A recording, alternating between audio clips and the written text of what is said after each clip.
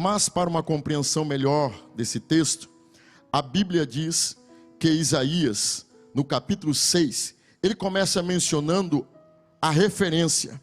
Ele está dizendo: foi no ano marcante da minha vida, foi no ano que marcou a minha história, no ano que morreu o rei, eu tive uma experiência diferente com Deus. Então ele começa o capítulo 6 dando uma referência de algo que lhe marcou, algo que marcou a sua geração e marcou profundamente a sua vida, no ano que morreu o rei Uzias. Quem é Uzias? A história vai informar que Uzias começa a governar com 16 anos e vai permanecer como rei por aproximadamente 52 anos. E no livro de Crônicas vai nos informar dizendo que ele foi um rei enquanto obedecer ao Senhor, que marcou a sua geração. O seu reinado foi histórico. Ele investiu no poder bélico, no poder militar.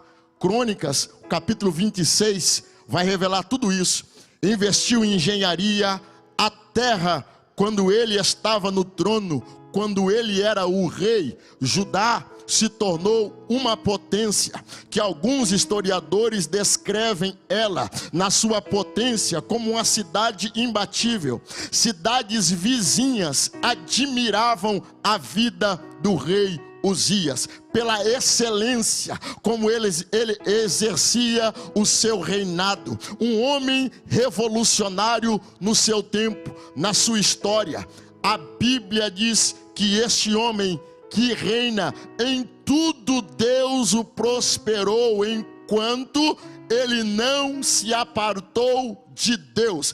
Aonde Uzias colocava a mão, prosperava. Aonde Uzias investia, dava certo. Aonde Uzias plantava, dava certo. Aonde o exército de Uzias entrava, a coisa acontecia. Ninguém era capaz de negar que Deus era com o rei Uzias. Se tornou um homem poderoso, se tornou um homem reconhecido pelo seu poder e pela sua história. Mas um detalhe vai nos chamar a atenção no capítulo 26 do livro de 2 Crônicas, e o verso de número 16.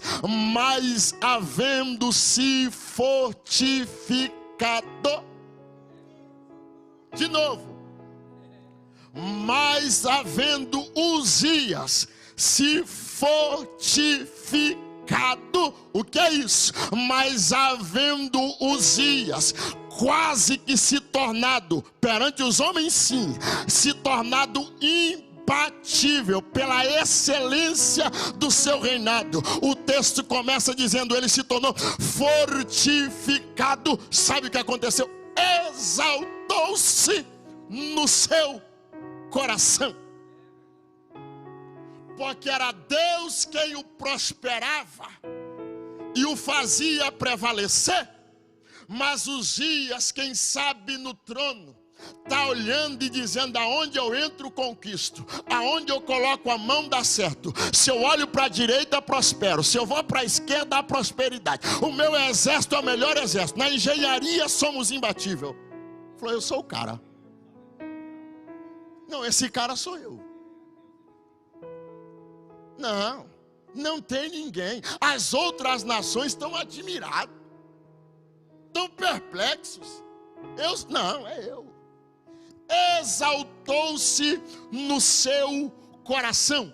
E o que vai acontecer, pregador? Por exaltar-se no seu coração, ele vai quebrar limite. Por exaltar-se no seu coração, ele esquece que do lado de fora, pastor William, do templo, ele é rei, manda e não pede. Mas do lado de dentro do templo tem limite. Não vou falar de novo. Do lado de fora, o seu poder lhe dá direito a muita coisa. A sua voz entra, manda e domina muita coisa. Mas entrando para o lado de dentro do templo tem limite, tem regras estabelecidas. Alguém me entendeu? Tem regra, tem limite tem limite estabelecido. Que não adianta ser rei, tem limite para rei também. Não adianta ser o cara, aqui tu tem limite também. Não, alguém me entende?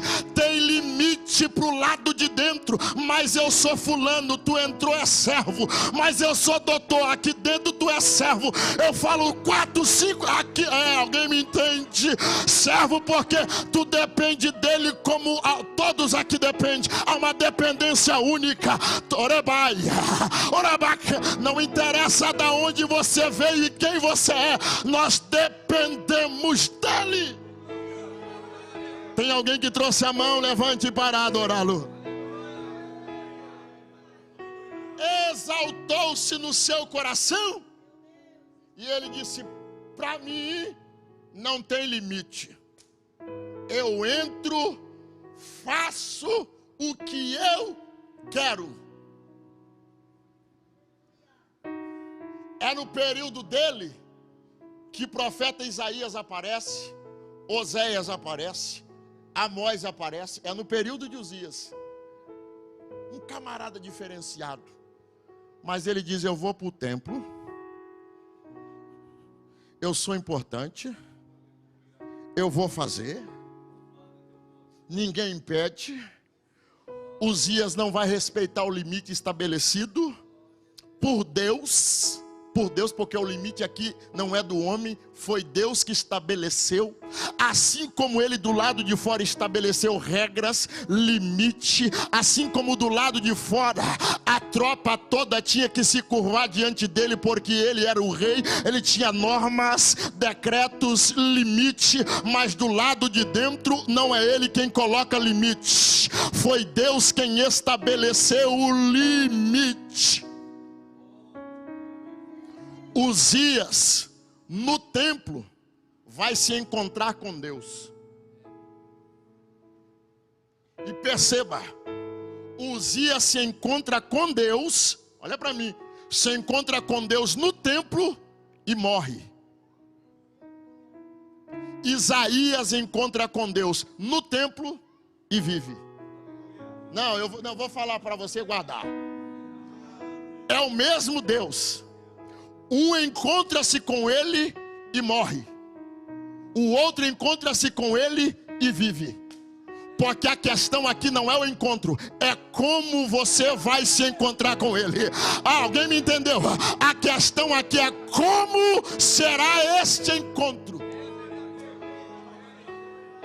Tem alguém me entendendo aí? Diga amém. Porque ele vai para o templo. E o texto diz: então Uzias entra no templo e ele vai fazer o que não lhe cabia fazer. Vai transgredir a lei do Senhor, porque ele entrou no templo para queimar incenso no altar do incenso. E isso não é papel para rei, isso é papel para sacerdote.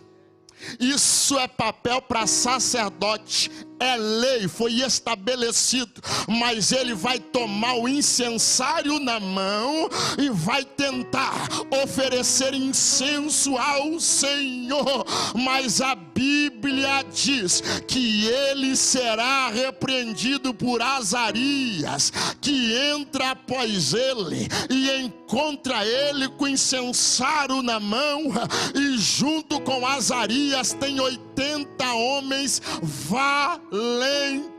Não, está no texto, 80 homens valentes. Que eu vou traduzir o manto: 80 cabra macho, 80 sacerdote corajoso, oh glória, que olhou para Uzias, poderiam ter se acovardado, olhado para Uzias e dito: olha, a gente nunca viu você aqui dentro, tu nem podia estar aqui com incensário na mão, mas já que tu tu é rei, a gente vai quebrar limite contigo. Bora, vai lá, entra lá, queima incenso, vá para o altar. Mas Azarias está olhando para o rei e dizendo para ele: tu é rei do lado de fora, mas aqui dentro tem limite estabelecido. Uracalabai, aqui não, tu não tem direito de andar com incensário na mão. Isso não é papel para você, é papel de sacerdote. Eu não sei você, eu estou sentindo graça, eu estou sentindo Deus aqui. Quem trouxe a mão, levante para adorá-lo. Sabe o que o texto diz? Que ele vai indagá-los. Não, eu sou rei. Achou que Azarias estava sozinho. Sozinho, mal acompanhado, ainda tinha 80 valentes. Falou: não. Eu amo o texto, porque o texto diz assim, ó, que ele está com o incensário na mão. Não é o propósito para hoje, mas eu vou falar. Nem todo mundo que anda com o incensário na mão para cima e para baixo, mano.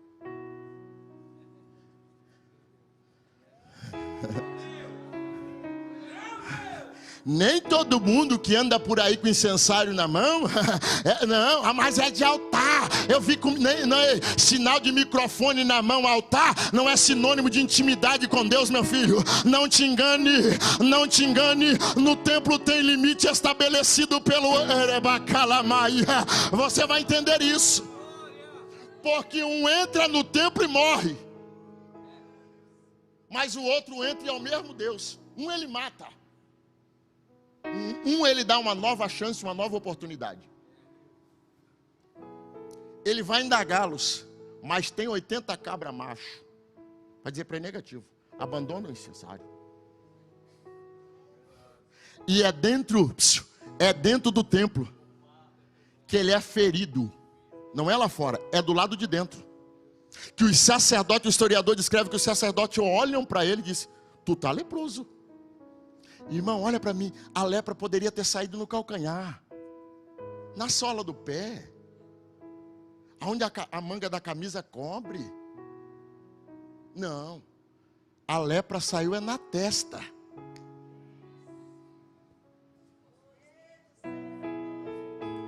Tem alguém vivo aí ou eu estou sozinho?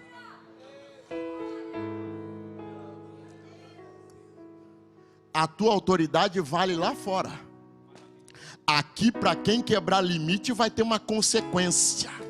Aqui, para quem romper princípios, terá uma consequência. Está leproso, na testa, é colocado para o lado de fora. Sabe para onde o rei do trono poderoso vai? Vai para um leprosário, vai para uma casa de leproso. Perdeu convívio com a sociedade. Quem vai estar no lugar dele, mandando, é o filho, porque ele está no leprosário, o homem de referência. A questão aqui não é como você começa, a questão aqui vai terminar que jeito. Como é que tu vai terminar esta caminhada cristã? Como é que, alguém está me entendendo aí? Como é que tu vai terminar? Pode ser que tu começou todo animado, todo disposto, todo corajoso, mas o céu está perguntando: e hoje como é que você está? E hoje como é que você está? E orebaia, mas nesta noite a graça, alabara, calabaio, levante a tua voz comigo, a graça vai te alcançar aí. Eu estou sentindo Deus aqui. Quebrou o limite. Está leproso. E o trono não posso ocupar. E a coroa? Com a lepra não resolve nada. E o teu poderoso exército agora? Não sei. Estou leproso. Nem para despachar no palácio eu não posso. Perdeu o comando. Tem trono, mas não tem rei. O trono está lá, mas a notícia está espalhando. Sabe, o rei está leproso. O rei está leproso. Está lá no leprosário. Lá tem Zé Ninguém, tem Zé de tudo. Ele está junto. Mas o rei está no leprosário. Não vai não, nem hoje, nem se sabe quando. Porque a lepra o tomou na testa, tornou visível. Há uma instabilidade em Judá. Quem ocupa o trono? Em cada roda da cidade tem alguém perguntando. É o assunto do momento. É tipo época de eleição. Quem agora? E agora? Será que o filho fica? E agora? Quem vai ocupar o trono? Está vazio. Do capítulo 1 até o capítulo 5, o texto diz que tem Isaías, ele está profetizando. Do 1 até o 5. Profetizando o quê? Ele profetiza contra a rebelião de Judá, condena a rebelião do povo, confronta o povo. Ele vai falar do luxo das mulheres lá em Crônicas. Vai acabar. Está no 1 até o 5. No 5 ele fala do luxo das mulheres, do seu livro. Mas ele é o profeta messiânico. Lembra? 66 capítulos. Ele é o profeta messiânico. É ele quem disse: ei, vai nascer um aí. E o seu nome será maravilhoso, conselheiro, Deus forte, Pai de Alabá. Eu vou falar até você me entender. Pai da eternidade, príncipe da paz. Ele é o profeta que mais menciona no Antigo Testamento o Messias. Do capítulo 1 ao 5, confronta Judá, questiona, bate com a madeira de quina. Mas quando a crise chegou, que o trono ficou vazio, Isaías está no mesmo cenário. Porque, olha para mim, eu falo, pastor, que Uzias, ele é o escudo de Isaías, do 1 ao 5. Porque pensa comigo, eu sou primo do rei. A minha mulher é profetisa. Os meus 2 filhos, nomes proféticos. Então eu tô com a corda toda. E se eu bater no povo e o povo chiar, eu sou parente do homem. Se doer no povo, colo no homem. Então Isaías está ali, profetiza no 1, no 2. Mas quando a crise chegou, nem toda crise é para matar. Nem toda crise que vem para destruir. Existem crises que se manifestam para te dar uma nova oportunidade. Não. Eu falei aqui quinta-feira, quinta. Acho que o pastor já viu. Acho que na Luanda, Angola, quando alguém está pregando em templos pequenos, templos grandes, tem um povo que vem correndo lá do fundão, toca no altar, volta correndo. Aí o pastor fala: porque Deus está tocando na sua casa. Lá vem um doidinho correndo, toca no altar, volta para o lugar. Eu falei: meu Deus, mas que doideira é essa?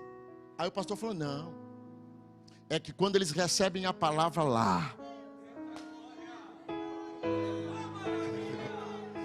e eles recebem, dizem: é comigo, isso é lá para minha casa, essa bênção é para minha casa. Corre no altar, toca no altar, diz: é comigo, é lá em casa, é para mim essa cura, é para mim essa restauração, é para mim, é para minha casa, é para o meu ministério. Não, você não me entendeu. Nós não vamos sair correndo daí para vir no altar, mas quando a palavra é liberada aqui, levanta a mão e diga: é comigo, é lá em casa, eu tomo posse. Diga: é para mim. Vai mudar a história, vai mudar a minha. Vai ter cura ela em casa. Vai ter, é comigo.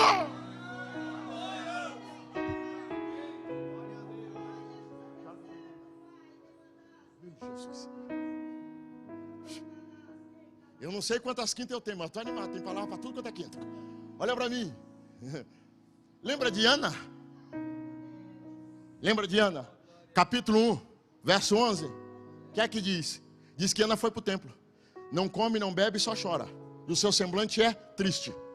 E assim ela foi para o templo. Ela falou: não, a minha dor, a minha esterilidade não vai mexer no meu culto. Não, eu não estou comendo, não estou bebendo, mas eu vou para o templo. A minha dor não vai me impedir de ir para o culto. Alguém está me entendendo? Eu vou para o culto. Está doendo, mas tem culto. A questão aqui, olha para mim. Todo mundo tem um tipo de dor, um tipo de sofrimento, um vale, uma crise. Todo mundo tem. A questão é para onde é que você vai quando essa dor chega? Para onde é que você vai quando esta crise chega? Quando nós estamos aqui, tem alguém na boca de fumo, puxando uma carreira de cocaína, porque ele tem uma dor. Tem alguém no bar, tem alguém se prostituindo, tem alguém porque ele tem uma dor. Mas você também tem uma dor. E essa dor te trouxe para cá. Essa dor te moveu vir para cá. Esta crise que chegou te moveu vir para o santuário. Então levante a mão e diga: eu creio que hoje haverá uma nova oportunidade de Deus. E a Masura Maia, eu queria te dar pelo menos alguns segundos para você segurar a mão, sustentar a voz na adoração. Porque se tem alguém se drogando por causa da dor, se tem alguém bebendo por causa da dor, tem alguém com a mão levantada, a boca aberta, adorando na dor. Vou voltar para o texto. Há uma dor em Ana, mas ela vai para o templo. O texto diz que ela ora, não é o propósito, mas faz um voto, levanta da sua oração e encontra o pastor da igreja. O pastor da igreja diz para ela: eu vi seus lábios se movendo e eu não ouvi nenhuma palavra. Tu tá bêbada, tu tá bebinha, tu tá cozida. Ela disse: não, meu senhor, não bebi. Eu só estava derramando a minha alma perante o meu Senhor. Ó o pastor, o mesmo pastor, agora o pastor muda.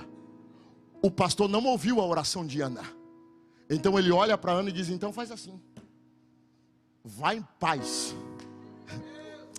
E o Deus de Israel, como eu não ouvi, conceda a petição que tu fizeste. Alguém me entendeu? De Israel, conceda a petição que tu fizeste. Olha para mim, ela está grávida? Não. Ela continua estéril. Mas o semblante de Ana muda quando? Quando a palavra do pastor, do Eli, é liberada. Ela não está grávida ainda, não deitou com o marido, nada. Ninguém foi marchando e disse: te prepara, daqui 2 dias, 3 dias, conta. Não recebeu nenhuma profecia por live, nada. Mas ela creu na palavra que foi liberada. O homem diz: vai em paz, se o Deus de Israel conceda a petição que tu fizeste. Olha o que o texto vai terminar dizendo: o semblante de Ana já não é triste, ela já come, ela já não está grávida ainda e não sabe quando vai ficar, mas ela creu na palavra que foi liberada. Ela creu na palavra que foi liberada. Pode ser que a tua história não tenha mudado hoje ou não mude hoje, mas há uma palavra sendo liberada sobre a tua vida, há uma palavra sendo liberada sobre a tua casa, há uma palavra sendo liberada aqui. Creia, vai ter mudança. Creia, aura, calasabe de calabaia, uma nova oportunidade chegando aí. Meu Deus, é nesta crise. Isaías também está lá, mas nesse processo de crise, sabe para onde Isaías vai? Para o templo. Aí ele toma referência dizendo: foi no ano que morreu o rei Uzias. Foi nesse ano de crise eu tive uma experiência. Eu vi o Senhor. Não. Ele está dizendo: eu vi o Senhor agitado, preocupado, com a mão na cabeça. Não, ele viu o Senhor assentado.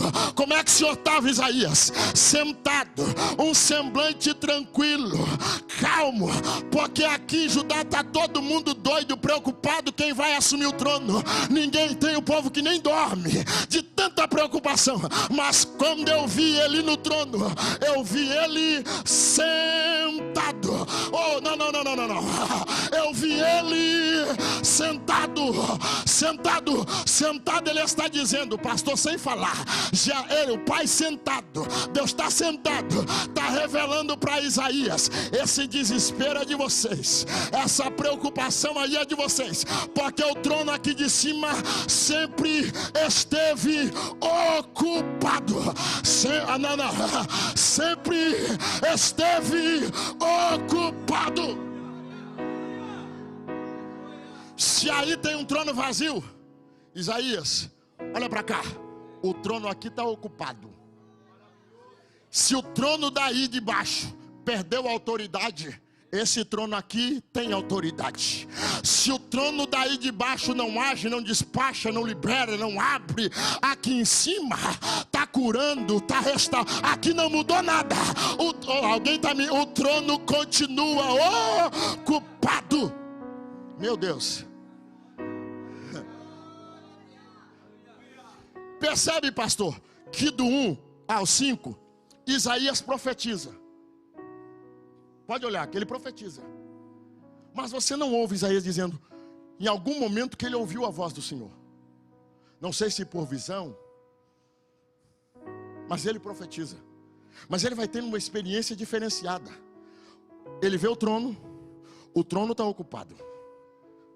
Foi no ano que o trono está vazio, ele está vendo o trono de Deus ocupado. Aí ele diz assim, ó, o trono dele, alto e sublime, e o seu séquito, o seu manto, ele enchia o templo. Quem me ouve, diga amém. O templo é grande. O templo é grande. O trono dele é elevado. Não há nada acima do trono dele. Ele domina, está sentado lá. Mas Isaías no verso 1 está dizendo, eu percebi que o manto enchia o templo todo. O historiador diz que o manto dele revestia as colunas do templo. Aonde olhava no templo, o manto daquele que está sentado no trono enchia a casa, preenchia o... Não, você não me entendeu. Preenchia o templo. Eu termino agora. Ei, olha para cá. O historiador diz assim, que o rei que vence a guerra, o vencedor vai trazer o perdedor, vai tirar a coroa da cabeça do perdedor, vai tirar o manto do perdedor, vai costurar o manto do perdedor no manto do rei vencedor. E vai dando tamanho para esse manto, vai dando crescimento. Quanto maior o séquito, quanto maior o manto, mais vitória, mais vitória.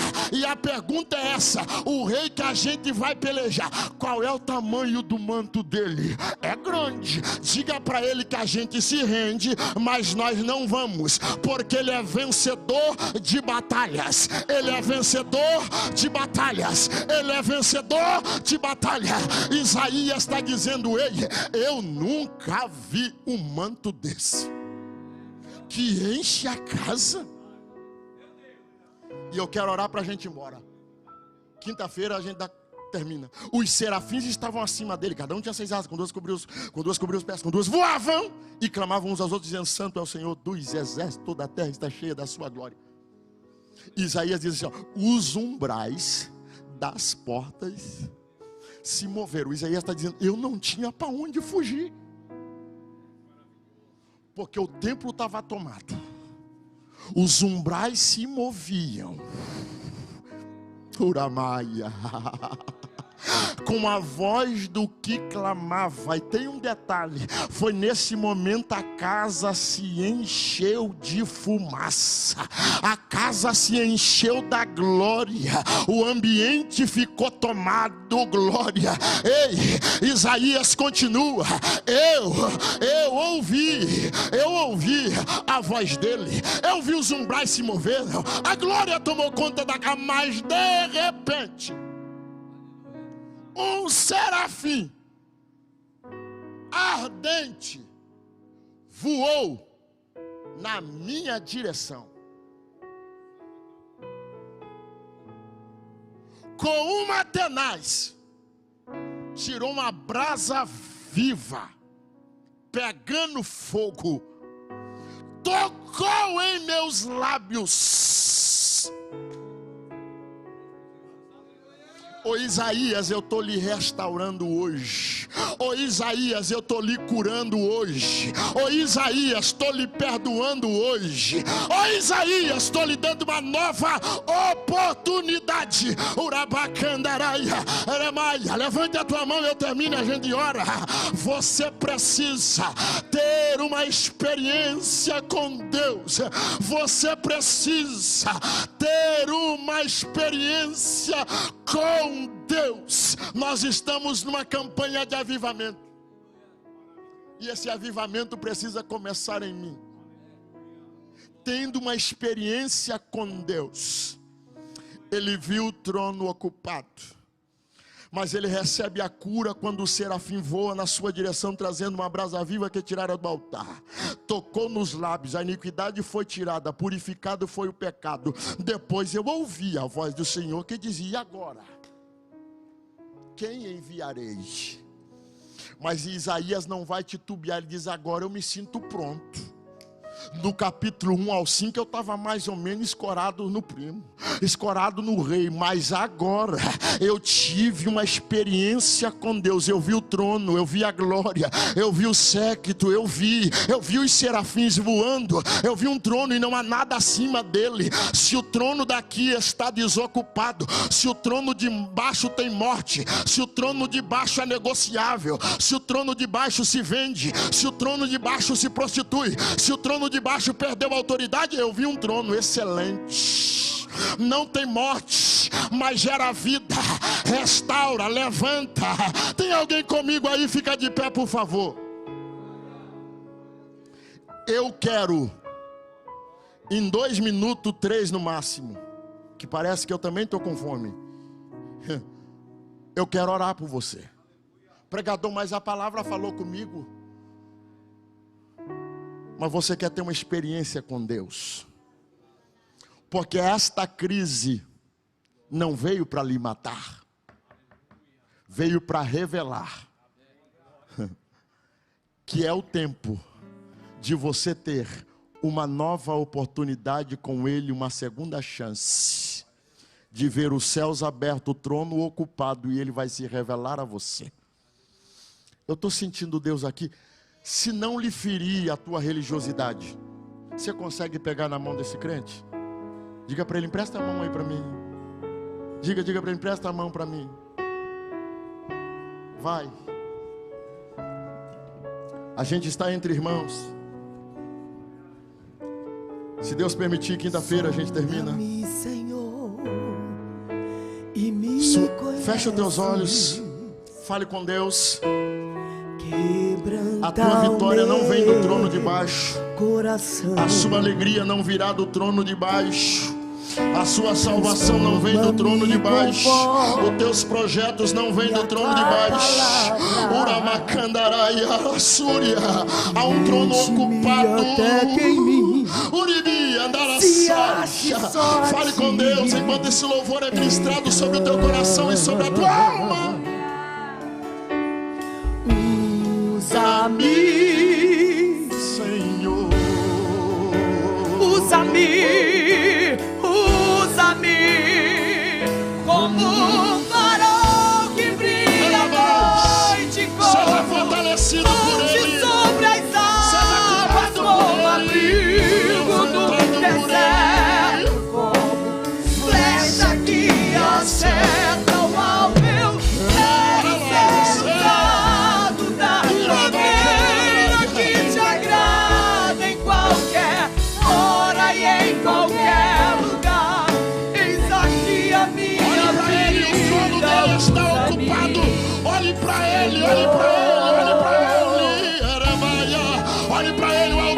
consumador da tua fé. farol que brilha à Eu tô noite. sentindo graça. Fale com Deus. Recebe variedade de língua. Seja renovada, seja renovado aqui. Flecha que acerta o alvo.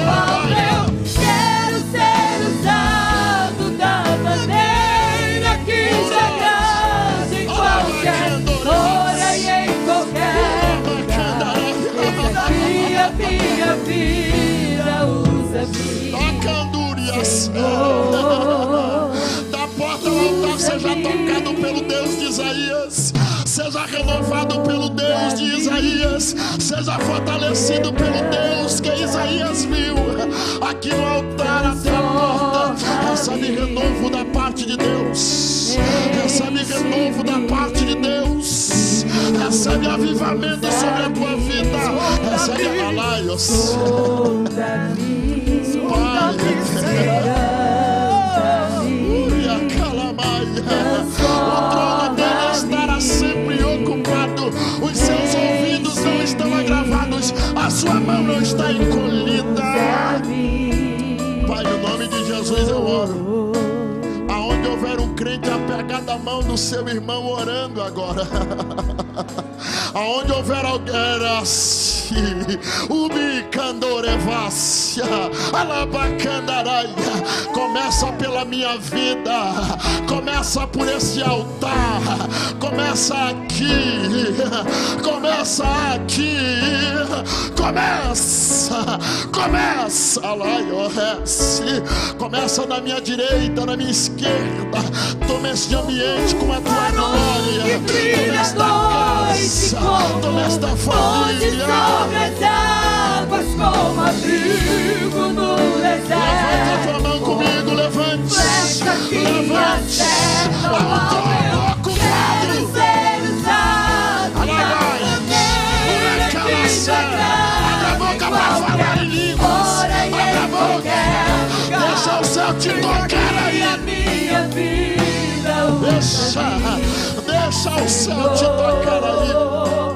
usa-me como um farol que brilha à noite, como ponte sobre as águas, como abrigo no deserto, Como flecha que acerta o alvo. Eu quero ser usado da maneira que te agrada em qualquer hora e em qualquer lugar. eis aqui A minha vida, usa-me, Pai, Senhor. assim como fizeram na vida de Isaías. Existem crises necessárias para que Uzias morra, para que o céu se revele a nós. Uramachanda Calamaia. Quem sabe eu ministrei para crentes aqui que estão vivendo um período de crise. Alguns dias morreu e foi arrancado da sua vida para Soremaia, Calassúria, para que você tenha uma experiência com Ele, para que Ele se revele lá dentro da tua casa,